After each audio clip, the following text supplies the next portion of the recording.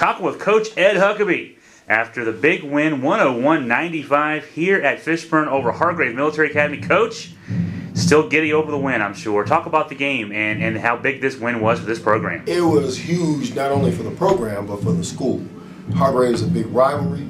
It's been top dog a long time, and I said this when I took this program 5 years ago, that my whole goal was to close that gap where we were going to be competitive on that level. Obviously, I think we've proven that the last 3 years that we can compete on that level nationally, and it's not going away. So I'm really happy about that win. That game was among the toughest games of the season, no question about it. Hargrave gave Fishburne its best shot, to say the least. Had a 10-point lead, it seemed like, for much of the second half. And then all of a sudden, we turned the defense on, turned the offense on last 5 minutes. The Caissons dominate. Talk about that. You know what? We looked at it. I think I called a timeout. I was waiting. I called a timeout at about the 5.5 minute mark. I think we cut it to 8. And maybe it was a 12-point lead or something.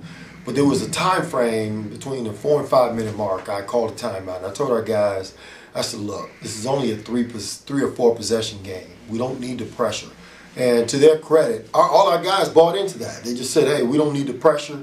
I asked the players, hey, what do we want to look at? I got some input from them, what they felt comfortable with, and we were able to get a couple of stops. I think one of the huge plays, we went into some pressure, and Shamik Shepard covered a lot of area and came up with a huge steal. And then we came back down, and I think Talley hit a 3 right behind it.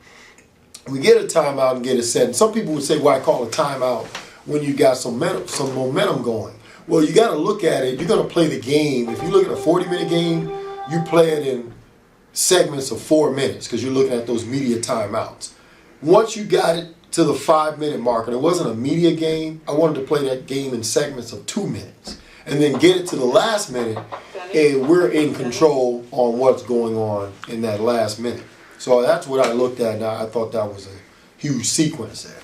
Let's talk about a couple players in particular. We have one actually in the room with us right now. We'll be talking with him on camera in a moment. But first, Shamik Shepard. And Shamik Shepard has been one of the better players on his team all season long. But the last 2 games, the win over Massanutten a week ago here in Fishburne, and then the win over Hargrave. Shamik Shepard is a grown man. And I say that in every sense of the word athletically. And I have men. I said that before. I have men in this program, not only the way they perform, but how they conduct themselves. And I appreciate it. I thought he played a phenomenal game. He had 30 points, I think, in the Massanutten game, which was high intensity. And he follows up with 29 points. In both those games, he had double-doubles because I think he had 13 or 14 rebounds last night, beside about 7 assists, basically playing on one leg, under all that pressure. And he did a phenomenal job. I thought that Shamik was a warrior throughout. Not only in the post, because in the Massanutten game, he was really dominant in the post in the second half, particularly in the post last night against Hargrave, but also when Jordon Talley got in foul trouble in the second half, Shamik took over point guard for a while. Shamik is a point. He's 6'6", about 220. He can play multiple positions, and those are the type of players that, if you look traditionally what I've had at this program, I've always had those guys. Spencer Parker at 6'8", Karan Iverson at 6'10". Guys that can play multiple positions on the floor, and that's what makes it valuable. I got to say, in the same breath with Shamik Shepard, Lamel Washington was huge. At 6'7", he can bring it up. He takes the pressure off. Talley's comfortable throwing the ball back to him, and Lamel can bring it. Lamel made a huge stop last night and came up with the ball. He just gave us that energy that we needed, and that burst that we just needed off the bench, because I didn't start him last night, but he was phenomenal as well. I look at he and Shepard, just two physically, they're men. So I was really pleased with that effort from those guys. Let's bring in Jordon Talley. Jordon, 32 points last night in the win over Hargrave. 13 assists. 13 assists. Leave that out. Can't leave that out. Getting in the lane consistently, getting the foul line, making the foul shots, hitting threes when you're open. Had to be the game of your career. Talk about that game last night. Basically, I was feeling it, and my teammates kept giving me the ball because they trust me. I trust my teammates. I love to get in the lane and make my teammates better, and just basically just do what I had to do and win the game. So when they're pressing, and of course we've played Hargrave earlier this year down in Chatham. so you knew what was coming at you, so to speak. But most teams don't beat the press with one man dribbling the ball. Talk about your approach to beating the press. I mean, your approach to beating the press was pretty much let two guys come at you and just run around them. Yeah, basically I just try to use my speed because I know where the press is coming from. I know where the man was coming. So I wait till he come, then I try to retreat like my coach told me to do and beat the man on an angle. Try to use my I think speed. the big thing too when teams press us, I have a mindset. You press us, and they know this. We're going to score. I'm not breaking the press just so we can set up until you can come trap us again. And if you look at throughout the game, we might have had some turnovers. I think I even mentioned to you about, man, was it the shoes again? You slipped. Yeah. But the thing was, if you look at it, I tell the guys, turnovers in attack mode, I can live with. Turnovers in retreat mode, I'm never going to live with that. And we were in attack mode, and anybody that presses us, we're attacking. How does it feel, Jordan, to play for a coach who has that attack mentality? Because oftentimes, most coaches say beat the press and then set your offense up. You're getting in the lane, you're able to set things up. You either get your own shot off, set your teammates up. How does it feel to have that kind of freedom? I love it. Basically, this is my type of game, my type of coach, and just basically let me do me. That's what I like to do.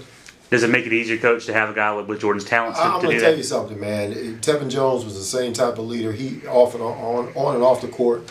Same thing with Talley here. Jordan has been phenomenal as a leader. People need to know that. I'm not talking about just on the court. I said in the beginning of the year, if they don't follow you off the court, they won't follow you on the court. It took him a little while to kind of catch it. He understands it because I run everything by him, and I run it by Trey. I'll run things through those two guys, and I've got to admit that those guys do a very good job in terms of leading both on and off the court. So I don't have any issue coaching him. I'm comfortable with that. I know, Jordan, from talking with you a lot this year, you're a team-first guy. Point guards have to be team-first guys. You're the quarterback of the team. But just from your individual performance last night, 32 points, 13 assists on the biggest stage. The crowd was hopping. Lots of coaches in the gym watching the game last night. Looking back on your performance now, what does this mean to you to have had that game and maybe the biggest stage in your career so far? Basically, we won. That's all that matters. We won. And Well, let me chime in. If you look at it, he's done this back-to-back games. I mean, he had 25 points and 14 assists, I think, against Massanutten. If you notice, everybody's bringing their best shot against us now. And we're the 100. And that's hard to do. You think about the adrenaline that was used and the effort used in the game against Massanutten. And then to turn around in less than a week, that was the next game to play Hargrave. Same type of adrenaline, same type of environment. Now we've got to turn around and go to Massanutten again.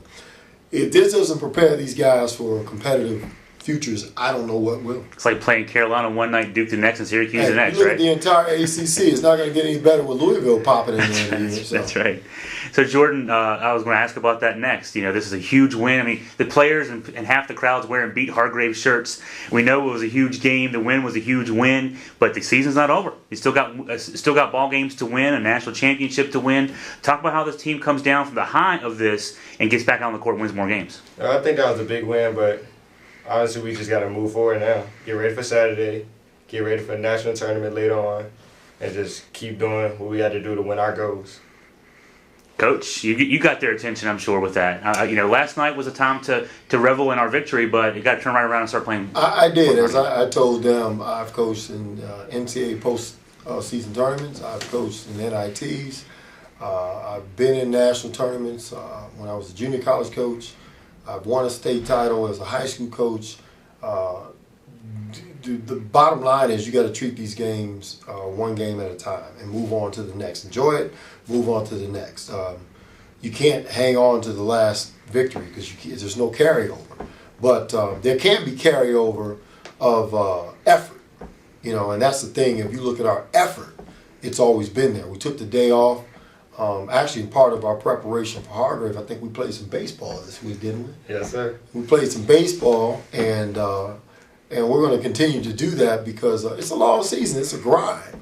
And so I'm pretty pleased, like I said, where we're at and getting their attention. We've got to get to the next game, and we met this morning, no practice today. and we'll prepare for Master Nothing starting on Thursday. Well, I think that wraps us up for this week. I want to thank our special guest, Jordon Talley, and also Coach Huckaby. Thank you, as always, for your time. And I'd like to thank, on behalf of myself, Jordan, the rest of the team, the program, the entire Fishburne alumni, Board of Trustees, community, cadets, the Waynesboro community, everybody that came out. The atmosphere was incredible. And I know that the guys really appreciated it. We were up late last night. I know the adrenaline was flowing, so I want to say thank you and go Casons.